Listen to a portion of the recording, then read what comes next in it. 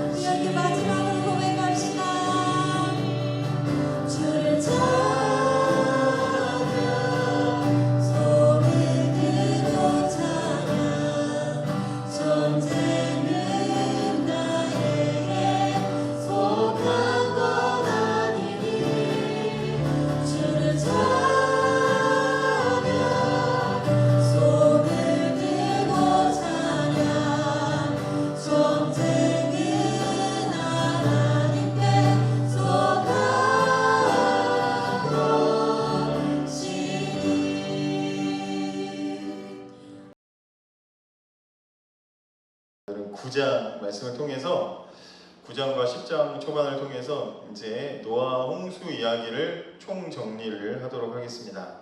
홍수가 끝났지요. 그리고 노아의 가족들이 내리자마자 뭐 했습니까? 하나님께 제사를 드렸습니다. 이제 예배했습니다. 짐승을 잡아서 예배를 드렸습니다. 예배를 드리는 그들의 마음속에는 어떤 마음이 있었을까요?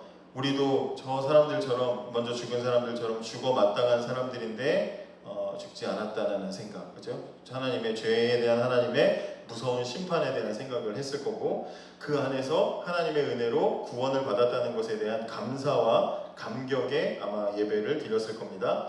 그리고 기억이 나시는지 모르겠지만 지난 시간에 하나님은 하나님께 예배하는 자들을 예배할 수 있도록 준비시켜 주시고, 그죠?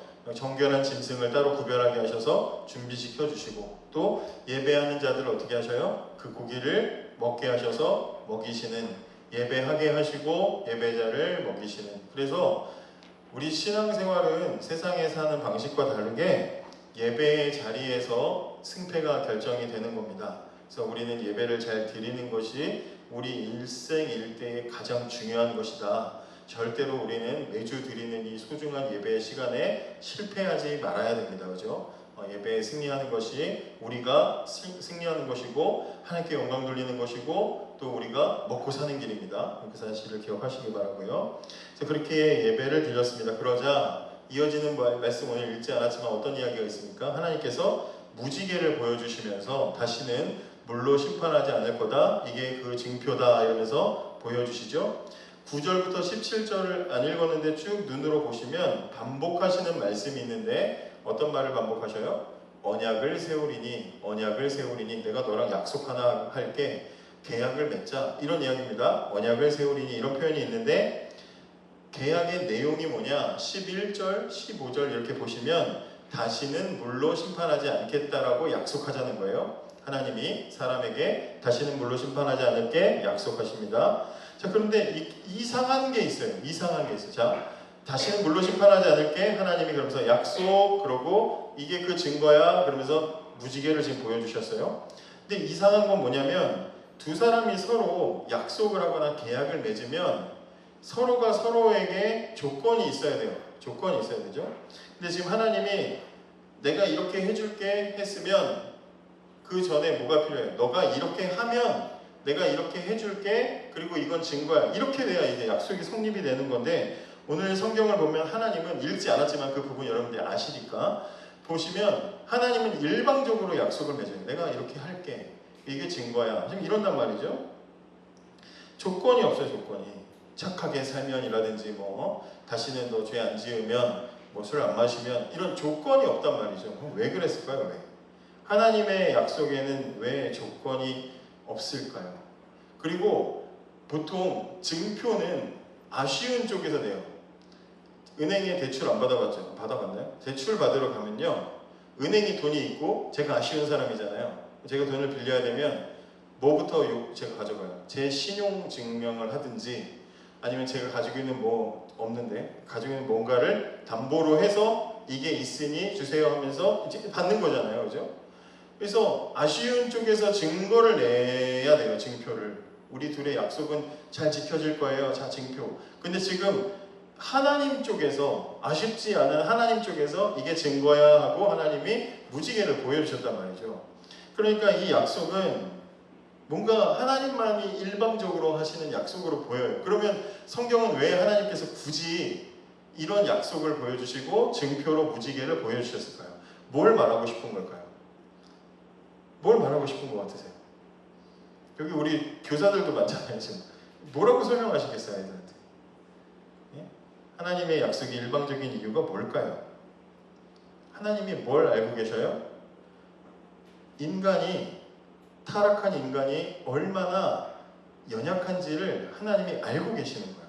못 지킬 줄을 아시는 거예요. 그렇기 때문에 하나님은 이 약속을 하나님이 일방적으로 지금 수행하시겠다고 하나님의 의지를 보여주신 거예요.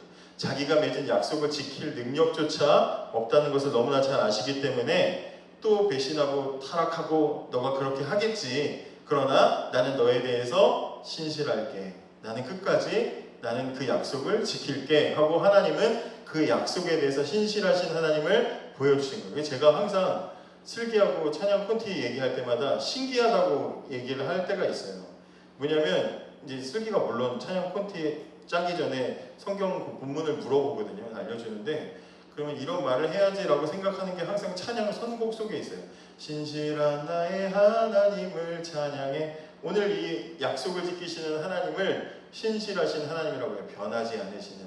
뭐 쉽게 아이들한테 제가 설명할 때는 성실하신 이렇게 표현하는데 변함이 없으신 하나님. 그런 하나님을 지금 보여주시는 거예요. 무지개를 통해서 보여주시는 거죠. 여러분, 하나님은 우리의 약함을 너무나 잘 아셔요.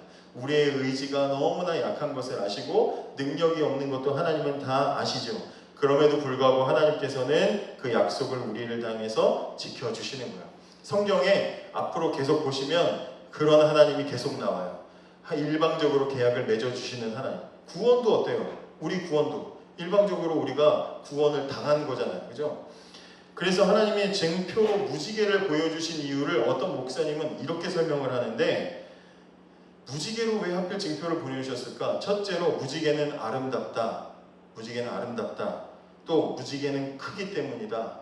또 무지개는 하나님이 만드셨기 때문에 사람 손이 닿을 수 없다. 또 무지개는 땅에 있는 게 아니라 하늘에 있기 때문이다. 이렇게 설명하면서 뭐라고 해석을 하냐면, 무지개가 크고 무지개가 아름답다는 것처럼 하나님이 우리에게 베풀어 주시는 구원은 아름답고 신비롭다. 또 무지개가 큰 것처럼, 보이지 않는 곳이 없을 정도로 큰 것처럼 하나님이 우리에게 주시는 구원은 어떤 사람에게든지 다 적용이 될 수 있을 정도로 크시다. 또 무지개가 하나님이 만드셔서 사람이 감히 훼손할 수 없는 것처럼 하나님이 우리에게 베풀어 주시는 구원의 약속은 사람이 감히 변질할 수도 없고 훼손할 수도 없다. 또 무지개가 땅이 아니라 하늘에 있는 것처럼 하나님 우리에게 베풀어 주시는 우리의 구원은 땅에서 이루어지는 게 아니라 하나님이 이루시는 것이다. 이렇게 설명을 하는 거죠.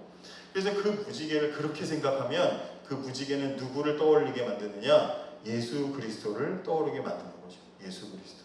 무지개가 신비롭고 아름다운 것처럼 우리를 구원하신 예수님은 신비로우시고, 또 예수님께서는 우리 무지개가 큰 것처럼 우리를 향하신 예수님의 그 구원도 역시 모두에게 크게 미치지 못할 곳이 없고, 또 예수님께서 구원을 일방적으로 우리에게 이루어 주셔서 사람이 감히 그 구원을 방해할 수 없다. 이렇게 해석을 하는 거죠.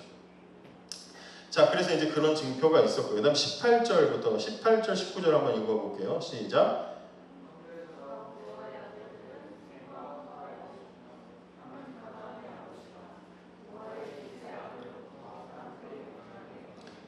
네, 지금 18절을 기록하면서 노아의 아들들 이름이 언급되죠. 그전에는 노아의 아들들을 이야기할 때 여러분 6장, 7장, 8장 이렇게 보시면 노아의 아들들 셈, 함, 야벳이 이름이 가끔 나오는데 노아 밑에 속한 것으로 이제 그렇게 나옵니다. 근데 여기 18절부터는 셈과 함과 야벳 이래서 각각의 객체로 이제 이렇게 표현을 해요. 그러면서 왜냐? 19절에 그 세 사람이 다시 새로운 인간의 이제 시작점이 됐기 때문에 이제 그들을 이제 이렇게 이제 주도하는 사람들로 이제 표현을 하는데, 여기 보면 18절에 하나의 복선이죠. 여러분들이 노아의 사건 이야기를 오늘 본문의 이야기를 알고 있어서 지금 보지만 18절에 셈과 함과 야벳이며, 함은 가나안의 아버지라 해서 함만, 둘째 아들 함만 그 아들의 이름이 언급되어 있잖아요. 그러면 이것은 나중에 읽다 보면 뒤에 어떤 일이 일어나겠구나라는 것을 우리가 지금 이제 복선처럼 이제 여기 이제 이렇게 예고가 되어 있지요. 함의 집안에 무슨 일이 생기겠구나, 이제 이걸 우리가 짐작할 수 있고요. 홍수가 끝나고 노아의 세 아들로부터 많은 자손이 또 이제 새롭게 온 땅에 퍼지기 시작했어요. 그러니까 홍수 이후에 시간이 많이 흘렀겠죠.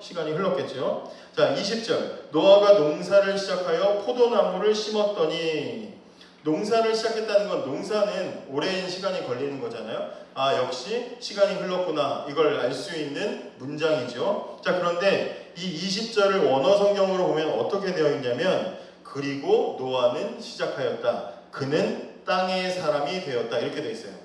그리고 노아는 시작했다. 그는 땅의 사람이 되었다. 이렇게 되어 있습니다. 물론 땅의 사람이 됐다는 건 농부가 되었다, 이런 표현이니까 자연스럽게 문장으로 이해될 수도 있지만, 그러나 홍수가 끝나고 구원을 받은 노아가 시간이 흐르자 땅의 사람이 됐다는 것은 의미가 있는 거예요. 자, 무슨 의미인지 그 다음 절을 통해서 보면 21절에 포도주를 마시고 취하여 그 장막 안에서 벌거벗은지라. 충격적인 일이 일어나죠. 노아가 포도 농사를 지었는데 포도 농사를 지어서 포도주를 만들었죠. 그리고 포도주를 마시고 벌거벗은 채 취해서 잠이 들어버렸습니다. 여기 취했다라는 것은 마시다라는 말 단어인데, 마시다라고 되어 있는데 마시다라는 단어의 최상급 표현입니다. 그러니까 마셔대다 혹은 끝까지 마시다, 죽자 막 하면서 가자 하는 거 있잖아요. 그런 거 있잖아요. 몰라요? 왜 모른 척 하세요? 가자 하면 죽어보자 하는 그런 거 있잖아요. 그런 상태를 얘기하는 거예요. 맛이 끝까지 인사불성이 될 때까지, 필름이 끊길 때까지 마셨다, 이런 얘기예요. 전혀 경험이 없는 것처럼 순진한 표정들을 짓고 있는데, 게다가 장막 안에서 이렇게 되잖아요. 장막 안에서 벌거벗었다. 장막이라는 말은 집을 얘기하는 게 아니라 술을 마시는 어떤 방, 공간을 얘기하는 거예요. 그러니까 노아는 술방이 있었다. 술방이 있었다. 그러니까 노아가 자기만의 술방에서 홀짝홀짝 마셨는데 이날은 통제력을 상실하고 가보자 하고 이제 끝까지, 이제 안주가 맛있었는지 모르겠지만 끝까지 마시고 통제력을 상실한 채 벌거벗고 잠들었다. 지금 이렇게 이야기하는 거예요. 자, 이렇게 보면 이제 20절에 노아가 땅의 사람이 되었다라는 말의 의미가 무엇인지 우리가 알게 됩니다. 창세기 6장에 노아를 처음 소개할 때 노아를 뭐라고 소개했어요? 노아는 의인이요 당대의 완전한 자라, 이렇게 표현했어요. 당대의 완전하다는 표현은 상대적인 개념, 당시에 다른 모든 사람들에 비해서 완벽에 가까운 사람이었고 의로운 사람이었다. 노아는 그렇게 시작했습니다. 그런데 죄로 가득한 세상에서 정말 남들과 달라 보이도록 탁월해 보이고 의로웠던 사람이었는데, 구별된 사람이었는데 홍수 심판을 끝내고 그리고 세월이 흐르고 나니까 그 사람이, 그렇게 의롭고 당대에 완전해 보이던 그 사람이 어떤 사람이 됐다는 거예요? 땅의 사람이 되었다는 거예요. 땅의 사람. 세월이 흘러서 땅의 사람이 되었다. 변질됐다. 이런 얘기예요. 시간이 지나니까 변질됐다. 그런 거 많이 보죠. 처음에는 참 좋았는데 괜찮은 것 같았는데 시간이 지나고 다시 보니까 왜 저래? 저 사람 왜 저렇게 됐어? 이런 것들 많이 보잖아요. 노아도 역시 그 시간 속에서 변질되어 갔다, 이런 얘기예요.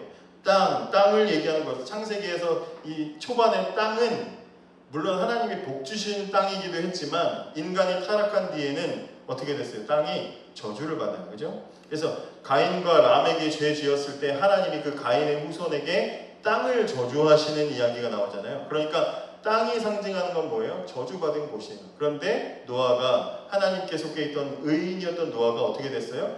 저주받은 땅에 속한 사람으로 변질되었다라는 거죠. 그만큼 죄가 무섭다라는 거예요. 죄가. 여러분, 사람이 교훈을 받아야 되잖아요. 아니, 홍수 심판을 경험한 사람이잖아요. 다른 사람도 아니고 온 세상을 하나님의 물로 막 쓸어버리고 1년 동안 방주 안에 갇혀가지고 거기서 구원의 하나님을 열망하고 기대하고 만났던 사람이잖아요. 근데 그렇게 대단한 경험을 가진 사람인데도 변질되더라. 죄는 그만큼 무섭더라라는 거죠. 시간이 지나니까 시간을 이길 수 있는 사람이 없는 거죠. 처음 마음 가지고 처음 마음을 끝까지 지키는 사람이 없다, 이 말이죠. 잘 안 된다는 거죠. 세월 속에서, 그래서 우리는 날마다 오늘을 살면서 깨어 있어야 되는 거죠. 어른들 맨날 왕년에, 과거에, 한때 좋았던 것만 얘기하고, 그게 아니라 오늘을 살아야 돼요. 오늘. 시간이 지나면 포도가 자라고 그 포도 열매를 따서 그걸 또 즙을 내서 또 그걸 이제 담궈가지고 그게 발효가 되고 술이 되는 그 기간 동안, 그 시간이 흐르는 동안 노아는 변질되어 간 거죠. 그리고 자기 통제력을 상실하고 벌거벗었어요. 자, 지금도 밤에 길을 보면 술 취해서 시끄럽게 떠드는 사람들이 있잖아요. 그죠? 부끄러운 줄 모르고 떠드는 사람들이 실제로 지금도 있지요. 술이 취하는 건 흔한 일인데 성경이 왜 이렇게 노아가 술 취한 사건을 심각하게 이야기하고 있을까? 왜 그럴까요? 왜 그럴까요? 노아가 술 취한 사건은 술이 취한 사람들도 있을 수 있는데 왜 노아가 술 취한 사건을 이렇게 심각하게 이야기할까? 뭘 얘기하고 싶은 거냐면, 그냥 포도주를 마신 정도를 이야기하는 게 아니라 이 사람이 지금 취했고 그리고 벌거벗은 게 문제가 되는 거예요. 벌거벗은 게. 벌거벗은 게 왜 문제가 되냐면 아담이 죄를 지은 이후에 가장 먼저 하나님 앞에서 했던 행동이 뭐예요? 하나님에 대한 새롭게 생겨난 감정이 뭡니까? 두려움이죠. 두려워하면서 그 아담이 왜 하나님을 피했어요? 벌거벗은 것 때문에 두려워했다고 그렇게 얘기했잖아요. 그래서 하나님 앞에 하나님 만드신 아름다운 창조물이었는데 하나님 보시기에 좋았던 창조물이었는데 죄를 짓고 나니까 하나님 앞에 감히 설 수 없는 부끄러운 것이 되어버렸잖아요. 그죠? 그래서 그걸 인간이 자꾸 가리려고 했죠. 근데 못 가리니까 하나님이 가죽옷으로 가려주셨어요. 그러니까 벌거벗은 것은 그냥 더워서 벗은 것을 이야기하는 게 아니라 노아가 벌거벗었다는 이야기는 하나님 앞에 감추어져야 했던 그 죄를 막 드러내고 그냥 그것을 막 그냥 그렇게 공개하고 하나님 앞에 부끄러운 줄 모르고 살게 되었다라는 이야기를 하는 거죠. 그런 상태로 잠이 들었고 둘째 아들 함이 그 모습을 보았던 거예요. 22절에 가나안의 아버지 함이 그의 아버지 하체를 보고 밖으로 나가서 그의 두 형제에게 알림해. 여기서도 또 가나안이라고 함의 아들 가나안 이야기가 나오죠. 왜 자꾸 가나안을 언급하고 있는가? 여러 가지 설이 있지만 그 중에 가장 유력한 것은 뭐냐면 함의 아들인 가나안이 최초로 본 거야. 할아버지가 술 취해가지고 술방에서 빨가벗고 누워 계신 걸 본 거예요. 그래서 자기 아버지한테 가서 그 이야기를 하고 그러니까 함이 가가지고 아버지 빨가벗은 것을 보고 동네방네 이제 떠들고 돌아다니고 그렇게 된 거죠. 그렇기 때문에 나중에 노아가 저주를 내릴 때도 9장 25절에 가나안은 저주를 받아 그 형제들의 종이 되기를 원하노라 이렇게 얘기해요. 함을 욕하는 게 아니라 그 아들 가나안을 욕하는 거예요. 그래서 아마 가나안이 최초 목격자가 아니었을까라는 것이 가장 설득력이 있는 해석이라고 합니다. 자, 가나안의 아버지 함이 그의 아버지의 하체를 보고 노아의 하체를 보고 밖으로 나가서 두 형제에게 알림해. 우리 말로 그냥 읽으면 집에서 가족이 화장실 뭐 씻고 나왔을 때 잠깐 벌거벗은 거 집에서 그런 일이 종종 일어나잖아요. 저도 이제 딸이 다 크니까 빨리 들어가 막 아유 창피해 막 그래서 다 큰 아가씨가 왜 그래 막 그러면서 이제 막 그러거든요.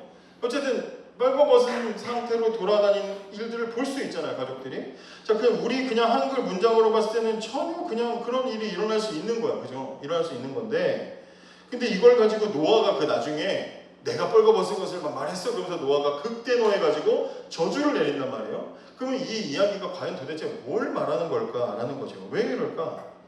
본 게 아버지 빨개벗은 하체를 본 게 뭐가 그렇게 큰 문제길래 저주를 받냐 이 말이에요. 생각 안 해봤어요? 이거? 생각 안 해봤어요? 여기서 보았다라고 말하는 히브리어 라는 그냥 옆에 있으니까 이렇게 봤다, 종이컵인데 봤다 이런 의미가 아니라 즐겼다는 의미가 있어요. 즐겼다. 물론 저는 이제 청소년들한테 이 본문을 설교하면서는 뭐라고 얘기했냐면 노아가 술 때문에 통제력을 잃고 벌거벗어서 인간이 하나님 앞에 감추어야 되는 그 죄를 막 드러내고 가감없이 드러내고 그렇게 하고 있었고 그 아들 함이 그 모습을 보고 아버지의 부끄러운 죄를 가려준 것이 아니라 자기도 그 아버지가 죄 짓는 것에 함께 동참해서 하나님 앞에 부끄러운 죄를 즐겼다.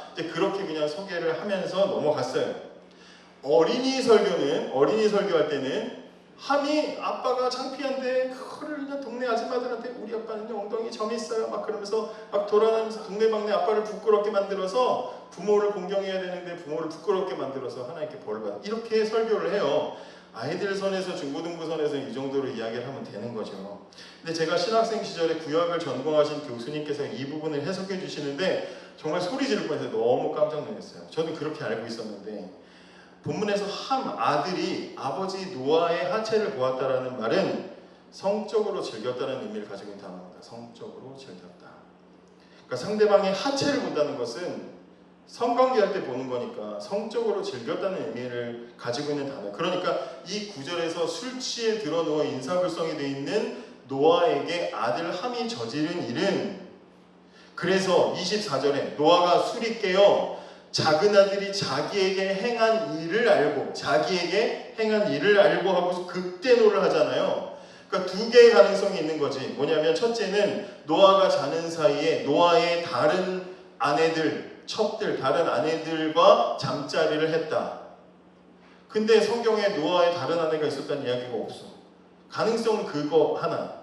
더 사실은 알고 싶지 않은 또 하나의 가능성은 뭐예요? 함이 노아가 인사불성이 됐을 때 그 노아와 근친 동성애 관계를 가졌다라는 거예요. 이것밖에 없어요. 그 교수님은 사실 그렇게 설명을 했는데 저 정말 깜짝 놀랐거든요. 그런 일이 있었다고. 그러니까 술 취한 아버지를 그냥 놀렸다, 아버지 부끄러운 걸 얘기했다, 이런 수준으로 이야기하기엔 그 당시의 타락이 뭐 말도 못하는 거죠. 그렇게 아버지를 놀렸어? 이런 걸로 보기에는 아버지 노아의 반응이 너무 강력하고 극단적이잖아요. 그죠?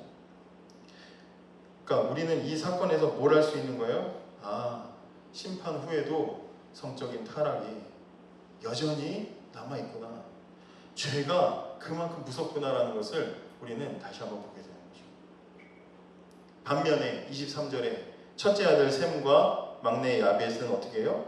옷을 가져다가 자기들의 어깨에 메고 뒷걸음질 쳐서 아버지의 그 부끄러움을 보지 않으려고 뒷걸음질 쳐서 들어가서 그들의 아버지의 하체를 덮어주고, 그렇죠? 얼굴을 돌이켜서 보지 않았다, 이렇게 얘기했어요.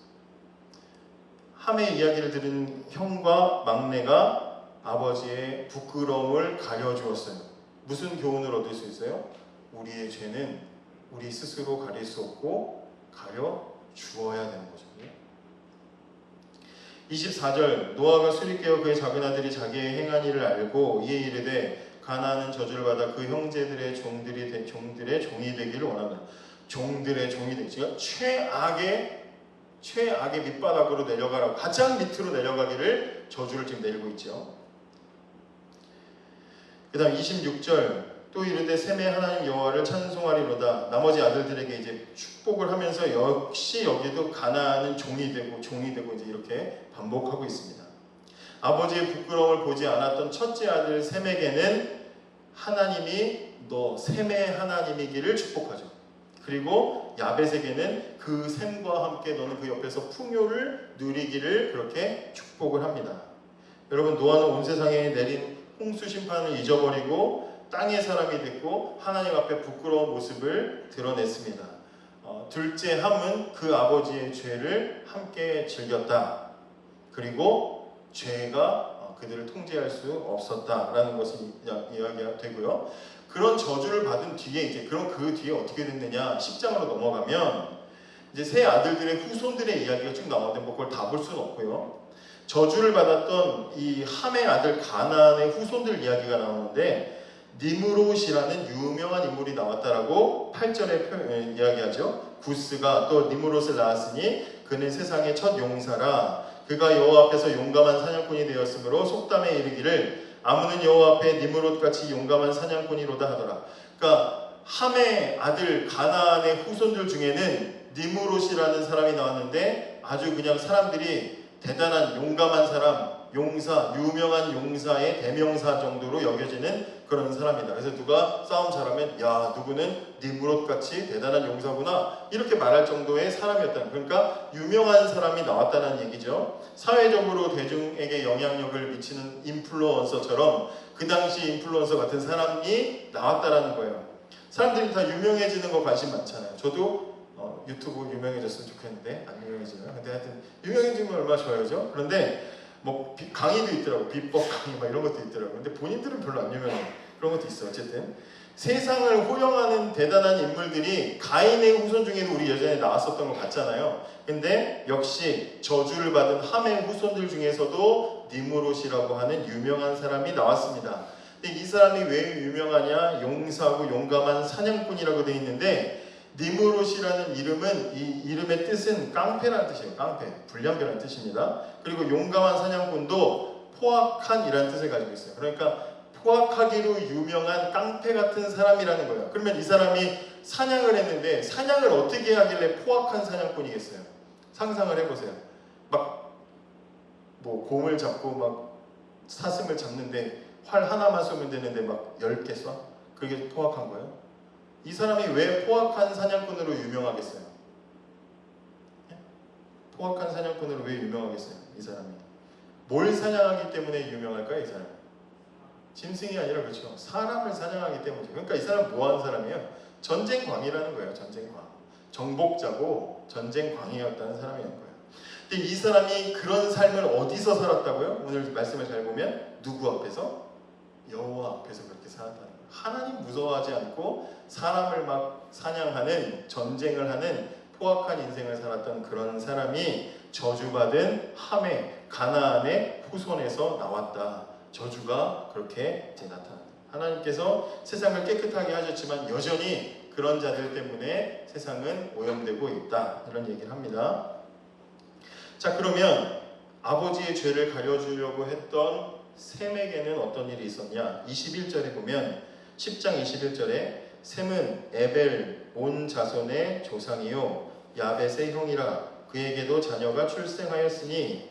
자, 셈은, 그리고 그 옆에 이름이 하나 붙어 있죠. 에벨이라고 붙어 있죠. 에벨은 누구일까요? 죄송하지만 11장을 넘어가 주시겠어요? 11장으로 딱 넘어가면 10절 셈의 족보가 다시 나와요. 아, 에벨이 아들인가? 그리고 이제 11장을 보면 11장 10절 한번 읽어보세요. 10절 시작.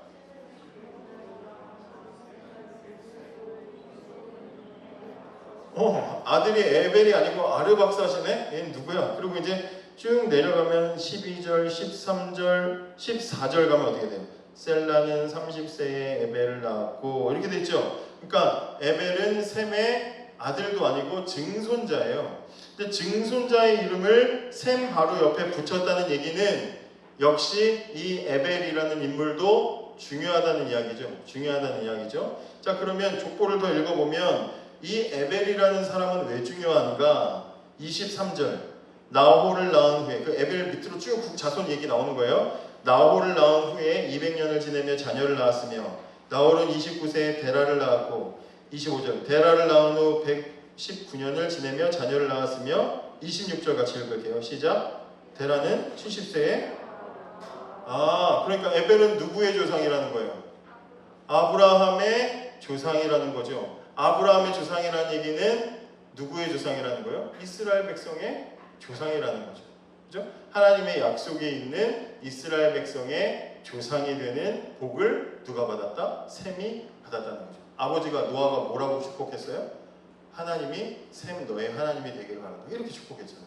하나님께서는 그 약속을 이루어 주시는 거죠. 에벨이라는 말은요, 건너온 사람, 그래서 에벨은 이브린, 히브리라는 표현으로 써요. 그래서 아브라함을 부를 때 창세기 14장 13절에 아브라함을 뭐라고 부르냐면 히브리 사람 아브라함 이렇게 부르는 거예요. 그래서 우리가 이스라엘 사람들 부를 때 뭐라고 불러요? 히브리인이라고 부르는 거예요.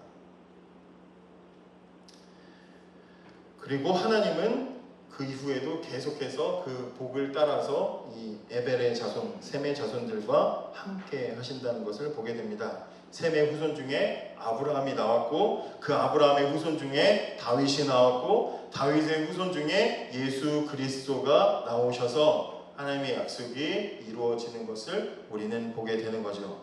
하나님의 약속은 변함이 없습니다. 무지개를 통해서 보여주시는 하나님의 일방적인 약속처럼 우리를 향하신 하나님의 신실하심은 변함이 없고 바뀌지 않는다는 거죠.